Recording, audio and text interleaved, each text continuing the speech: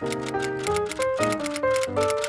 guys, and welcome back to my channel. Today I'm going to be filming another BookTok guide. I did this one at the start of the year with all the biggest books from 2024. I'm just going to be going through a lot of the books that I see on TikTok nowadays, and I have been seeing on TikTok for a while that I didn't mention in my previous video, and giving you my thoughts on them, whether I recommend them or not. I've tried to get some from different parts of TikTok, so I've got like some fantasy dystopian, I've got, can you see that book?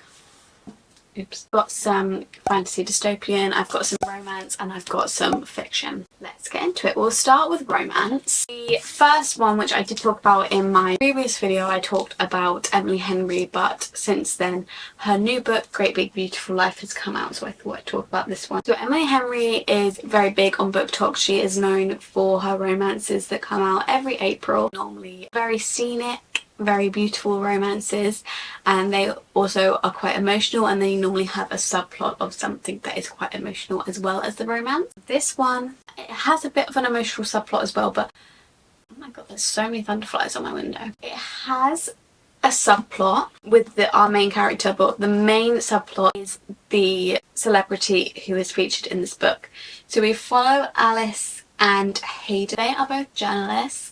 Hayden is a lot more established in his field, and he has done this sort of thing before, and Alice is a lot more of an amateur. Basically both want to write a tell-all on this celebrity called Margaret Ives, who was really big back in the day, but she's kind of gone into hiding, and now she wants to do a tell-all. And so they spend a month trying to convince Margaret Ives that they are the one that should write the story, and they're staying in the same place whilst they're doing this. They kind of find themselves bumping into each other a lot, and they're very different people, and they're obviously both going for the same roles, so they kind of have this attraction towards each other, but they don't want to act on it because of those things. Then we also have the subplot of Margaret Ives and her life and her tell-all, and every so often we get a chapter which is basically an extract from the finished article that whoever ends up writing it writes. I really enjoyed this one. I gave it a 5-star. A lot of people don't enjoy it. This is their least favourite Emily Henry. For me, it sits in the middle, but I do understand that it's a very different thing for her. It won't be everyone's cup of tea, but I personally really enjoyed it. It's kind of a mix of the Seven Husbands of Evelyn Hugo and an Emily Henry book, and that's perfect for me. And then we have the Rebel Blue Ranch series. Now, this one is a set of interconnected standalone romances, which basically means that there is multiple romances that follow different characters, so you can read them on their own because they follow different characters, but the characters from the other romance books will feature in those books, and so it's best to kind of read them in order. Then you can read one character's romance story and then move on to the next book, and that character will be in the background and their romance will still be in the background whilst it tells another character's romance story. And Rebel Blue Ranch is an example of this, and it basically all takes place on Rebel Blue Ranch, which is obviously a ranch. There is a family that own it, and the main characters in all of these books are families or friends of this ranch. There are 4. I've only read 3 of them. They're very much like filler books. I wouldn't say that I would recommend them as just like book on their own, but if you want a fun, quick romance book, they're normally under like 300 pages, then I guess. But I personally wouldn't say that they're the best books in the world, but I do read them like in between complicated fantasies, or when I just want a really quick book. When I feel like I haven't finished a book in a long time and I just want a really quick book to read, then I read them. And they're also really good on holiday when you just want a light book that you don't have to put much thought into. I don't really remember them when I come away from them, and I don't feel like really connected to the characters, but they are a quick romance book. Next we have the Windy City series. This is another interconnected standalone romance, but personally I have only read one of the books, and it was the second one.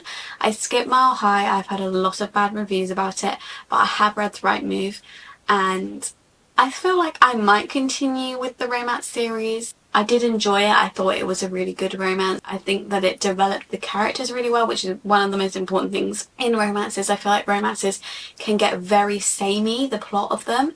So if you want one to stand out, you need to give the characters you need to flesh them out. You need to give them their own stories that will make them stand out from other romance characters. Otherwise, your book is just going to blend into the rest of the romances. So I did really appreciate that, because I do remember the characters, I remember their personalities, I remember their backstory and everything, because it was so fleshed out. I can actually like remember that, which I do enjoy. But I do think it was a bit long. I feel like there were some things that were over explained that could have been inferred by the reader, and maybe they could have cut down like 50 pages or something, because I feel like it doesn't need to be that long. And I feel like there were one too many miscommunications in there that could have been cut out. I get the third act breakup, but I feel like there was a third act breakup like 3 times, and that kind of annoyed me. But other than that, I think it was a really cute romance. You know, if you love acts of service, I think you'll really enjoy it. Yeah, for a sports romance, I really enjoyed it. I don't often read a lot of sports romance, but I'd say I recommend it if you're looking for a good sports romance. Next we go kind of more into fiction, but still a bit of romance, and that is Magnolia Parks. I always just describe Magnolia Parks as a drama, because I don't think you could describe it as a romance.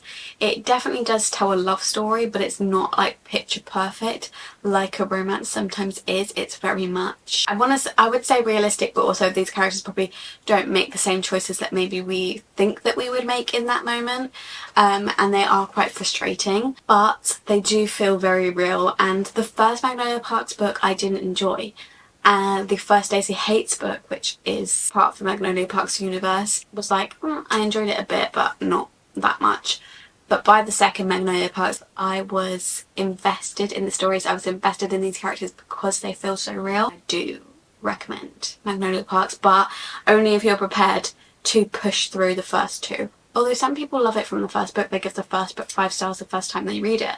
So it really does depend. If you can, if you don't like the first one, I would recommend pushing through, because by the last books you are so connected to those characters and you want the best for them so much that you literally feel all their emotions. You feel like you are inside their heads, because Jessica Hastings has such a way of writing that you literally feel like you are reading thought processes. Now we move more into fiction. Taylor Jenkins Reid's. So I have one of Taylor Jenkins Reid's books up here, but I haven't read that one yet, so I can't comment on that one. But I have The Seven Husbands of Evelyn Hugo here, which is probably her most popular book, along with Daisy Jones and the Six, but I don't have that physically.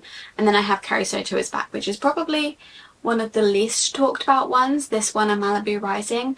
Malibu Rising, when it came out, it was really, really big. It was everywhere, but I feel like Carrie Soto kind of was too, but I don't think it made quite as much of a splash. I really enjoyed it. So I think this might be my favourite one. These are the 2 ones I have physically. But talking about all Taylor Jenkins Reid's books, I might have mentioned Taylor Jenkins Reid books in the last video. I also might have mentioned Magnolia Parks, but that was when I didn't like it, I think. Just bear with me if I mention things twice. But basically Taylor Jenkins Reid she has other books that aren't in the Celebrity series, which I do enjoy too, but her Celebrity series is my favourite, and it's actually finished now. Atmosphere is not part of that series, but basically what she will do is she will create celebrities and write stories about them like they were real, and it's just so interesting. I believe Carrie Soto is real. I believe Evelyn Hugo is real. Like, I believe Daisy Jones and the Six is real. Crazy to me that they're actually not. It's just the way that she writes it. I can't explain it. I feel like you just need to read one, but you genuinely believe that they're real. I'll just give you the rundown of them. Malibu Rising follows this model. Her parents were really famous back in the day, and she now lives with her siblings in Malibu, and they decide to have this big massive party, which they have every year. Basically, like, all the big celebrity names come to this party. It's told over a day, so from the night before the party, I believe, or maybe the morning before the party, to the end of the party. And I think it tells you what happens in the end from the start, but I'm not going to say just in case it doesn't. But you're basically going through the events of the night, like hour by hour, until you get to that ending. And I think you know from the start what the ending is, so then you're just like thinking, how does this happen? And you just see so much like celebrity gossip, and it literally just feels like you're an insider at a celebrity's party and you're just seeing all these celebrities like do all these scandalous things, and it's just really interesting. Then we have Carrie Soto is back, who is a tennis player, and she is retired, but someone takes her world record in tennis, so she comes out of retirement to take the record back, and it basically follows her training again, even, and like breaking the stereotypes, because people think like you can't come back, like you're too old now. And it shows like newspaper clippings of people saying stuff about her, and then it will show like her games, and it sounds really boring, but I am not like the biggest fan of tennis, and I really enjoyed it. And then we have Seven Husbands of Evelyn Hugo. It's about Evelyn Hugo, who was a celebrity back in the day. As I said, this one, Great Big Beautiful Life, is kind of similar premise to this one. It's a bit different because this one, basically like the whole book is basically about Evelyn Hugo. We do flash forward because we have this woman who is interviewing Evelyn Hugo to write the tell-all on her, and we do follow a bit of her life as well, but most of it is focused on the flashbacks of Evelyn Hugo and her life. She's basically just telling this journalist like tell all about her life, and you're learning it at the same time as the journalist. Daisy Jones and the Six, which turned into a TV series. That album is so good, by the way, and it basically follows a band, and it's told in like an interview style, so there'll be like their names and what they said, and they're basically being interviewed however many years in the future about the band back in the day, and you're learning all these stories and following crazy stuff that they did and their rise to fame and all the drama that came along with that. I just love all those books, so I'd really recommend Taylor Jenkins Reid if you haven't read them, especially to get into fiction. I think it's a great way to get into fiction. Then we have Lessons in Chemistry by Bonnie Garmus. I don't hear as much about it now. It definitely did the rounds when it first came out. It's very popular. And we follow Elizabeth Zott, who is a scientist. Early 1960s, there are not equal rights in the workplace, especially for a chemist, a woman chemist.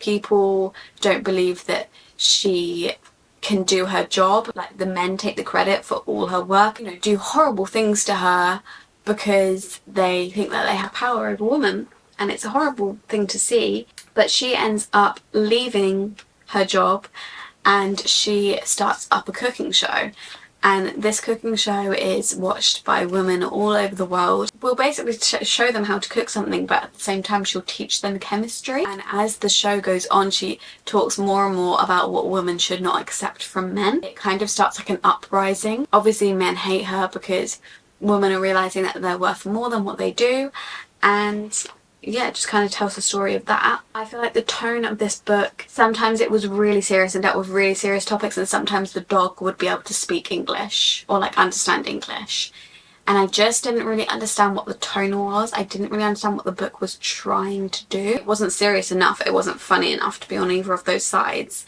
and I don't know if it was trying to teach me anything or not, but it didn't really teach me anything, so I'm not really sure.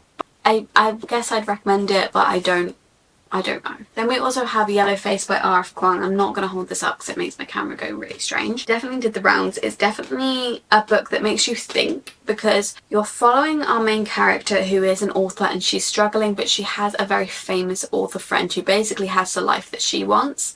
And one day she's around that author's friend's house, and that author's friend, she dies. While she's dead, our main character finds the manuscript for her next book that was going to come out, and she steals it. So she's not a very nice woman. She does a lot more things wrong, some very crazy things. I don't know how far into the book it tells you that she does it, so I'm not going to say, but she literally exploits her identity to gain for herself, and you don't like her. Like, she's a horrible woman, she does horrible things, but at the same time she's your main character. It's kind of like in the Netflix series You, when you're like, he's a horrible man and you want him to go to prison, but at the same time he's your main character, and when people are about to discover him, you're like, oh, you kind of feel like that, like people are about to discover her and you're like, oh my god, and you're scared, but then you're like, why am I scared? I want her to be discovered, she's a horrible person. And I did enjoy that. I do think the ending was very disappointing though, so it's not my favourite because of that, but I do think that it's very interesting. I just had a very long break because my camera ran out of battery and my spare camera battery was still charging, so that was a bit of a dilemma. So next we have Sunrise on the Reaping by Suzanne Collins. I believe I talked about the Hunger Games in my previous BookTok guide as well, but since then a new Hunger Games has come out. This is Haymitch's Games, who was Katniss and Peter's mentor. Haymitch's Games was 50th Hunger Games, and it was a Court of Quell, which means that it was a special Hunger Games, and in his one it had double the amount of contestants. This book is extremely sad, but I think it is the best book in the Hunger Games series. Now obviously Katniss and Peter are the Hunger Games, so I'm not gonna say like it is the best one if we take into account like the characters and the nostalgia, but in terms of writing I definitely think this one's the best, which makes sense. Obviously, like, Suzanne Collins is older now, she's going to write better, and she's had all the practice of writing the previous ones. But it was just a very amazing book. Like, the amount of attention to detail in it. I don't know if she was kind of planning to write this book, or it is added as an afterthought, but there are so many links to the other books, and it's like I don't know how she managed to link this all in when this wasn't an original book in the series. Everything feels so purposeful and everything has a place, like it was set into place when the first one was written. If you have watched or read The Hunger Games, he is not in the best position, and you see him when he's younger and you just feel like sad that he had so much more faith in the world. He is an alcoholic in The Hunger Games, and you literally see him not even like drink in this book, and it's just quite sad to see, and there are some very sad scenes. I really loved this one. I definitely recommend it. Obviously I'd say read all the other Hunger Games first. Then I have Shatter Me, a very OG BookTok series. It has been big on there for as long as I can remember, probably since BookTok became a thing. But I believe I put Shatter Me in the previous one. But since then, Watch Me has come out, which is a spin-off of the Shatter Me series. So Watch Me follows James, who is in the original Shatter Me series, and he is like a little boy in that series, and now he's more grown up. He has his own love interest, and it's dual POV. The point of Shatter Me is that they want to overthrow the government called the New Republic because it is very corrupted. And in this book there is still a bit of the New Republic going, and Rosabelle lives in the New Republic with her sister. She kind of follows everything that they tell her to do because she wants her younger sister to survive. She ends up getting put on a task to infiltrate the rebellion, and so she goes back with James. She pretends that she's like trying to help him escape, but really like she is spying. So it's kind of like an enemies to lovers, and they're on complete opposite sides. I am interested to see where the books go. I gave it a 4-star. I really enjoyed the plot and I enjoyed the characters. I thought it was really funny at some points, and I enjoyed seeing the characters from Shatter Me as well. But I feel like there could have been some parts that were a bit more developed, like Rosabelle's character maybe, but I'm assuming that will come in the next books. I also liked it because, you know, when it's kind of cringe when it's a spin-off, because you can tell the spin-off is literally just to get fans of Shatter Me to read again, so they just keep putting the old characters in and they don't really focus on the new characters. It's like they just put new characters in because they didn't know what else to write about the old character. But this one like feels like a fully fledged story on its own. So then I have Crescent City. Now in my previous BookTok guide I talked about Avatar and Throne of Glass, and this is Sarah J Maas's third series, and this is personally my favourite series of hers, which is very controversial because many people don't like this series. I would obviously really recommend it. This one isn't as big on BookTok, it's not as talked about, but I honestly think it's the best one. So I've only read the first 2, I have the third one on my TBR. The first one really is a blend of so many genres. Why I loved it so much is because it was such a blend of different genres. So we had like a murder happen at the start, and then it flashes forward 2 years. Murder happens again, and our main character Bryce is kind of called in to help investigate the murder because she's been close to it. She gets assigned a bodyguard who is Hunt, who is the love interest. So that's the romance, and then it's also got a bit of murder mystery, and there's obviously like a fantasy, and it's an urban fantasy, which is really cool because before this one I'd never read an urban fantasy. and I really enjoyed it. It was very different, so they like have phones and stuff. But yeah, personally this is my favourite one of Sarah J Maas' series, and so I really recommend it. Then we have Heavenly Bodies. Now this one isn't as big on TikTok, it's a bit of a smaller one, but it is a series so it may get bigger as more books come out. But I have seen quite a few people talk about it and mention it, and I was really interested in it because it is a fantasy world based on astrology and they're ruled by like the stars, and I thought that was really cool because I love astrology. But that was the only part of it that I really found interesting. Like that part of it I did really enjoy, but the romance, I think it was alright at the start, but then I feel like it kind of fell flat and I was bored. It was quite a good slow burn at the start, but then when their romance started, like it really just fizzled out for me. I don't know where it's going to go in the next few books. I can't quite put my finger on why I didn't really like it, because I really liked it at the start, but I just got bored as I went through, and that's all I can say. So I think the author has talent, I just don't think that it's one that I'm going to continue. And then finally the book I'm going to talk about is The Cruel Prince by Holly Black. Now this one again is one of those ones that's been around since BookTok became big. This one is part of a trilogy. We have The Cruel Prince, The Wicked King, and then The Queen of Nothing, and we follow Jude Dwar, who is a human, and she, when she was younger, was taken to the fairy world. They don't take very kindly to humans. Like she's in school and she has a lot of people that don't like her and a lot of enemies, and she gets made fun of, and she's quite a strong person though. She's not like where they usually get made fun of and they're like really upset about it. She's a very strong person. She will fight back, but obviously that makes it worse. There's not much romance in this one. I did only give this one a 3.5. I think if I reread it I'd give it higher. I would warn you, there isn't much romance in this one. I would say this is more just fantasy, and then as the books progress more romance comes into the books. But I just really enjoyed it. I think that the general setting of the book is really fun as well, like their world. A really interesting element is that the fairies can't lie, and so they have like loads of ways of like manipulating their words, and I don't know, I just found it really fun and really different. I would really recommend this series, and push through if you don't enjoy the first one because there's not much romance. And that is every book I have for you in my little BookTok guide. I hope this was helpful because sometimes the world of BookTok is very misleading for one and very overwhelming as well because there are so many books on there. But I hope that this one kind of helped you decide which ones you may prefer to read. Comment down below if there's any other books that you want reviews of that you've seen a lot on BookTok. Give this video a thumbs up if you liked it, subscribe down below, and you can turn on post notifications. You'll be notified every time that I upload. If you want to, you can follow my social medias at _libraryofeden on both TikTok and Instagram, and I'll see you in my next video very soon. Bye.